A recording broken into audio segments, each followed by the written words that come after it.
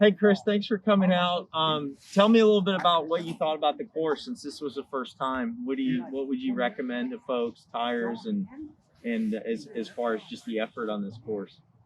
Well, the course is very hard. I'd say this is as hard as any course I've raced on in Texas. So, safe, but challenging. I mean, there's a washboard. There's some big, like mini baby heads. There are some potholes. You had a good number of corners. A lot of them were very loose. Yeah. And some of them were fast and loose. Yeah.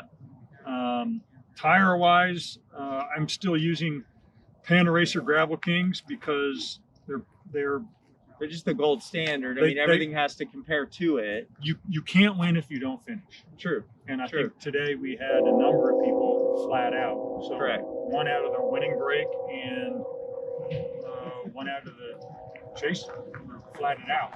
Correct. Yeah. So one of your guys got on the podium just by having a good tire situation. Yeah. And good legs. Yeah. PSI wise, I think I rode 34 and like 32. Okay. And that seemed to be good, although I hit rim twice and could not believe I did not flat. Okay. I was sure I was going to flat, and I was like, I just got to help chase as long as I can on this tire. It felt soft to me, but Panda Racer Gravel Kings, it hung on. And I'm not running anything fancy for wheels, so they're aluminum wheels. Because you could hit something like I did, and it's not going to crack. Yeah, it might bend, but it'll probably still hold the seal. Right. Some of those hills. Yeah. Do you consider this a rollers course, a power course, a climber course? I mean, it does have some elevation. No, I wouldn't say it's only 3%, so it's not steep. It's not a climber's course, but let's see. It's not Lago Vista. Sure. But maybe pace band. Yeah. Okay. Yeah. And you can make use of the hills. Okay. Like Cesar and Davey, they really made it hard early on the hills. Yeah. And made the race. Yeah. I mean, that was the move. Cool. And they went well.